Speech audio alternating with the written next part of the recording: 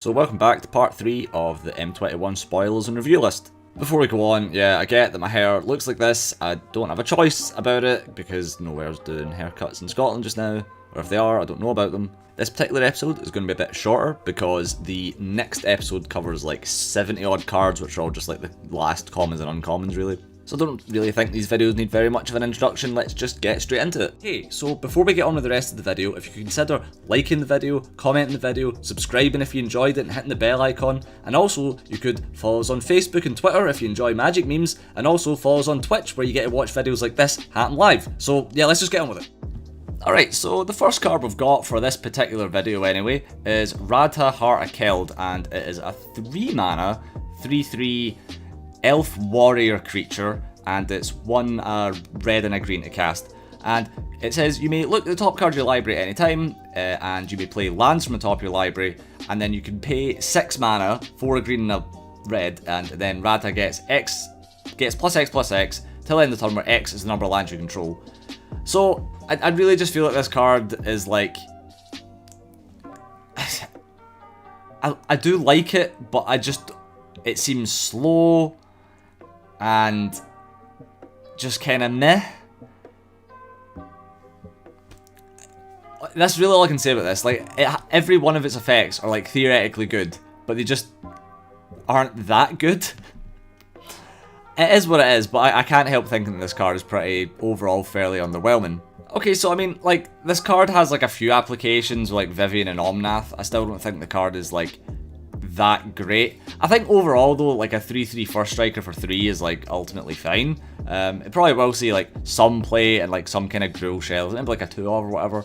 But I think that ultimately this card can just go into C. It's certainly not a bad card. Like, you couldn't put it any lower than that.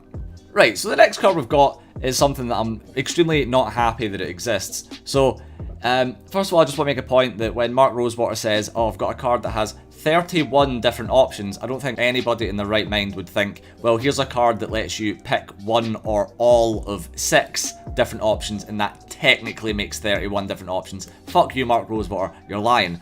But anyway, we've got Sublime Epiphany, and it's a 6 mana instant, which apparently this set is in love with. So anyway, right, so you pick 1 or more. Counter target spell. Counter target activated or triggered ability.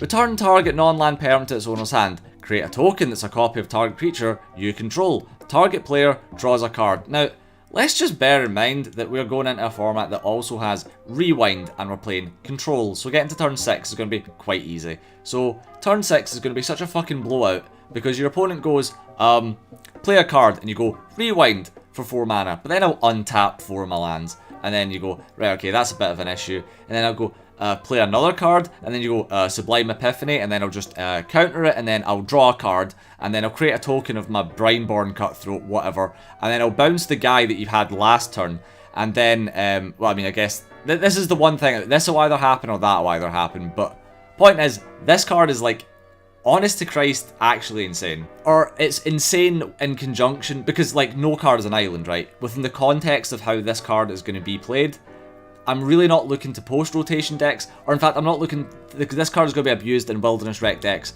so much that it's going to be quite disheartening. Like, the format going forward is going to be really, really horrible. Because you're going to have to deal with this, and rewind, and also discontinuity. So this card, honestly, I'm feeling like a solid B for this, frankly. Like, the card is really, really, really good. Right, so the next card we've got is Kitesail Freebooter, which is a 2 mana 1/2 human pirate creature, 1 black to cast. And so it's a 2 mana with flying, that's alright, okay? And then when it enters the battlefield, target opponent reveals his or her hand. You choose a non-creature, non-land from it, and then exile that card until this card leaves the battlefield. I mean, this card's actually pretty decent. I think it's like really, really good and limited to take away your opponent's bombs. I just don't think that this is like really something that will see excessive standard play. Honestly, I just can't see it seeing any kind of standard play. Its effect is good, but I think ultimately it's just a D card. You don't really gain any actual advantage out of it, and it's pretty easy to out, so it is what it is. Experimental Overload next, and this is a 4 mana. This is a 4 mana blue and red sorcery. And it's create an XX blue and red weird creature token where X is the number of instant and sorcery cards in your graveyard. Then you may return an instant or sorcery card from your graveyard to your hand. Then exile this card. So I think this card's actually fairly decent. You make a big guy. It kind of reminds me of like it's like a Crackling Drake that can potentially be, you know, it's kind of like a bad Crackling Drake, but this is the replacement for Crackling Drake, I suppose. It's alright, it's about as good as Crackling Drake. I think I want to say this is like a C tier card. It potentially could see play in certain things. Next we've got Volcanic Geyser, and I'm just going to say it, this is just a bad Banefire, right? So it's X red instant, and it deals X damage to any target, but it can be countered. It's not X and 1 red, and yeah, like that's just kind of... It might see play because again we're going into a format where they're trying to push this big red shit. So theoretically this is something that could see play, but the problem being is that like if you want this to be a lightning bolt, it's still 5 mana. Like I guess technically you get sort of like better returns out of it the longer the game goes on, but ultimately I would probably say Banefire is like a B tier, so this is maybe C, maybe D. I'm just gonna say D. I think it's too highly costed. You want your red burn to be like efficient and quick, right? And this is neither of them. So next we've got 9 lives, and this card is actually really cool. It's one of those cards where the flavor and the art and the effect all just combine perfectly. So we've got a 3 mana white enchantment, and it has hexproof in and of itself. So it's an enchantment with hexproof. If a source would deal damage to you, prevent that damage, and then put an incarnation counter on 9 lives. And then when there's 9 or more counters on 9 lives, exile it, and then when this card leaves the battlefield, you lose the game. Now, the thing is, if there's anything that just like cross the board untargeted removes enchantments, then you're kind of fucked. But ultimately, I think this card is really cool. You play it, and then your opponent has to attack you 9 individual times, or burn you 9 individual times, in order to win the game. So I think this card is really cool in terms of like, it could be a very well an interesting top end for certain things where you just need to see extra time for your combo, and this card just straight up lets you do that. So I'm gonna say that it really depends on the format, but ultimately this card is at very least a C, because it's definitely usable somewhere, and at the very least has a powerful enough effect that you can justify as being C. This could very well be bumped up to a B, depending on how like abusable the card can be, but that we'll only see this in time. So the next card is Shacklegeist, which is another rare, which is not a whole lot left out of the spoilers, but it is a 2 mana blue 2/2 spirit creature with flying. So a 2 mana 2/2 with flying, there you go, it's already good, but it can Shacklegeist can only block creatures with flying, okay, and then you can tap 2 untapped spirits to tap a target creature you don't control. Now, the thing is there isn't really any spirits in Standard that I'm currently really aware of, but on the flip side of that, they probably will release a bunch of spirits, because like Elementals, where they ended up releasing more, they very well could release more spirits into Standard, and this would pretty much be a good backbone for that. I think this effect's pretty decent, it's well costed and well statted. Solid C. So the next few cards I want to talk about is, they're all kind of like, yeah, I think you have to speak about them in like all together, and they've released like a bunch of shrine cards, and I think that's very interesting, of which you've got 1 for every colour, and then you have like a 5 colour one. So we'll go over the effects and kind of talk about how they're gonna, because this is a deck, it's just like basically a pre-made deck, right? 5 colour shrines. So we've got Sanctum of the Fruitful Harvest, which is a legendary shrine, so remember you only have 1 of each, and well, there's probably certain ways of getting out more than 1, but point is, it is a 3 mana green legendary enchantment shrine, and then at the beginning of your pre-combat main phase, add X mana of any one colour, where X is the number of shrines you control. So theoretically you can control 6 shrines, at least in Standard. I think there's like Modern and Pioneer shrines or something like that, where I guess these cards fit into, and I don't think they're the same shrine. So yeah, they're not the same shrine, because as you can see we've got Honden of the Life's Web and yada yada. So these would fit into, these probably fit better into like the more Eternal formatted shrine decks or whatever, but it is what it is.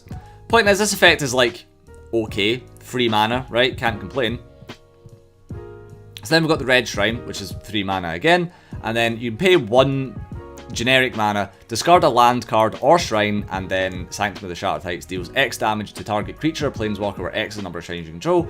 So again, this can deal 6 damage for 1 and a spare shrine or a land, but then it can't hit face. So again, we're kind of getting to a point here where I don't know how this deck wins. Unless there's something that I've misread and we'll get to, but we'll see. So then we've got the black shrine, which is 2 mana, the green being, so the red is 3, green's 3, the black shrine's 2. And at the beginning of your pre-combat main phase, each opponent loses X life and you gain X life where X is the number of shrines you control. So this is how you win. You play this on 2, and then you drain them for like 6, which is the ideal amount, right? And this also keeps you alive as well, so that's pretty good. If your opponent has any kind of enchantment removal, that's really good. But the thing is, there's like, you're gonna have multiple of these, right? So if they don't have a fucking lot of enchantment removal, then they're gonna be able to do quite a fair amount of damage to you. But it's super slow, and if your opponent can put down any kind of pressure, what are you really gonna do? However, I guess in a sense, this is what you do. If they put down any pressure, then you go, right, my shrine kills your guy, because you can do this in any turn. So we've got the blue shrine. This one is 4 mana, and at the beginning of your pre-combat main phase, you may draw X cards, where X is the number of shrines you control. If you do, discard a card. So if you're playing this on 4, and you played black on 2, and green on 3, then this means that you draw 3 cards and discard 1. That's pretty good, I guess. And then this lets you have discard fodder for the red one. And so far, this is shaping up okay, and it also lets you definitely search for the black one if you don't have it. Next, we've got Sanctum of Tranquil Light. So this is a 1 mana shrine, and it doesn't actually do anything every turn like the other shrines do, but it's pay 6, and you can tap target creature, and then this ability costs 1 less to activate for each shrine you control. This one I feel is actually like kind of the worst. I feel that this is like a worse version of this. So I don't really understand. Like, I feel that surely like this one should give you life, and this one should drain your opponent of life, whatever. Or this one should like give you protection from something. I don't know. This just seems like super shit compared to the rest of them. And then we've got Sanctum of All, which is the 5 colour shrine. And then at the beginning of your upkeep, you may search your library and or graveyard for a shrine card, and then just put it in the battlefield. If you search your library this way, shuffle it. If an ability of another shrine you control triggers, whilst you control 6 more shrines, that ability triggers an additional time. So really the whole deal is just get out all 5 shrines plus this, and then you pretty much win the game at that point. But like, that's curving out perfectly with mana and seeing one of these every single turn for 6 turns. That's fucking garbage. These are not seeing play.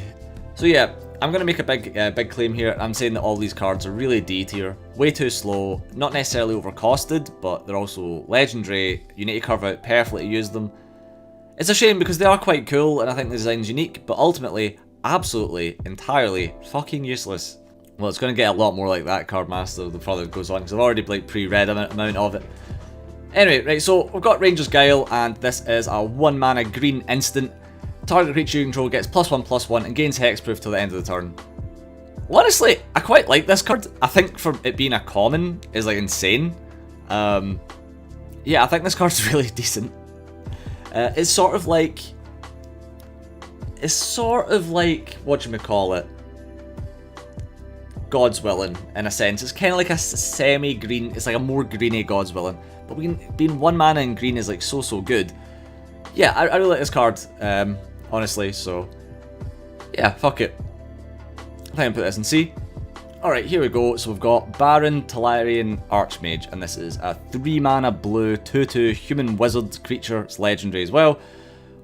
When this card enters the battlefield, return up to 1 other target creature or planeswalker to its owner's hand. Bouncing planeswalkers is like kinda good. Like, it gives you the ability of bouncing your own planeswalkers if it comes to it. And at the beginning of your end step, if a permanent was put into your hand from the battlefield this turn, draw a card. So that's quite decent, right? So you play it, you bounce like something that's in trouble, and then you get to draw a card as well. This seems pretty decent. If this had flash, it would be fucking bonkers Thank Christ it doesn't have flash. Alright, people are just saying it's like good, but there's nothing that's like a busted combo coming out of it. But yeah, the card's good, like it's definitely C tier. It is like very slow though, but then if you're playing control, then you're playing this and you've still got a fucking counter and all that shit, so... Yeah, it is what it is. C, solid C though, solid C. We've got another common, which is Mistral Singer, and it is a 3 mana blue siren creature with flying. It's 2/2 attack, and it's got prowess. So, it's like basically bad. It's like D tier, but it is interesting because the whole set has been spoiled now, and we didn't get Monastery Mentor. Huh, how about that? Well, it just makes the prowess cards kind of dog shit now. But yeah, it is D tier. Like it's quite good in draft. I'll mention when draft cards are like decent enough, but it's not well costed enough. It doesn't do enough. Like it doesn't fit into the Flyers archetype, you know. So I think this is the last rare of the video, or for the series. But it is Ghostly Pilfer, and it is a spirit, so it does work with the other card that I mentioned earlier. But it's a 2 mana blue 2/1 spirit rogue. And when it becomes untapped, you can pay 2 mana and then draw a card. I quite like that. I quite like that a lot. It's like, arguably, I mean, not arguably, it's like a cheaper, whatchamacallit, the 1 mana flash spirit guy, can't remember her name. But when an opponent casts a spell from anywhere other than their hand, draw a card. That's quite nice. I feel like that's more of a white effect, and I did see a meme about this actually today, but... Yeah, I feel like this card could have been white and it would have been quite nice, but then also just discard a card and then this card can't be blocked. So that's pretty good. There's like a whole lot of utility in this one card. So yeah, I like it. Absolutely a C, potentially even B, but if it had flying, I think that I would be more comfortable putting it in B, but it doesn't, so... And maybe it'd be a bit too much for 2 mana if I had flying. Next we've got Unleash Fury. Now, I did see someone say something that this card is like Embercleave, of which that guy is a fucking idiot. It's not. Because you need to remember that Embercleave costs 2 mana. And don't fucking at me and say it costs more than that, because it fucking doesn't cost more than 2 mana. So anyway, Unleash Fury though is a 2 mana red instant, and it just says double the power of target creature till the end of the turn. The thing is though, is I feel like that actually has an amount of usability. There's certainly decks where a card like this can be super abusable, especially like some kind of fling deck. So it's easier to make a 10/10 than it is to make a 20/20. So you go make a 10/10 and then go Unleash Fury fling. There you go, easy peasy. Nice easy combo there. I think because this card has an amount of utility to it, then I'm going to put this in C, but I don't think you can put it any higher than that. But it's like, obviously doubling a 1/1 sucks, but doubling a 4/4, pretty good. So, it is what it is. This card's also going to be insane in draft, like, utterly insane. Twin Blade Assassin's next for this video, so this is the last one of this video. And it is a 5 mana, 5/4 elf assassin creature, 3 and a green and a black to cast. At the beginning of your end step, if a creature died this turn, draw a card. Now, that effect is very good, but that effect on a 5 mana card is not. This is so cripplingly slow. For 5 mana, I want to be winning the game. For 4 mana, you can play Fire's Invention. So this card is fucking dog shit. I guess, under my own subjective in the moment criteria, I want to say this is a D, but... you know, I think this just might be E. It's so highly costed, there's no reason why it has to be a 5/4 because the effect isn't even that good. Yeah, this is bad. It's a bad card. I'm putting this in E, definitely. It's just so slow. It's just so slow. But again, this card is actually amazing in draft. It's shit outside of draft, but it's very good in draft.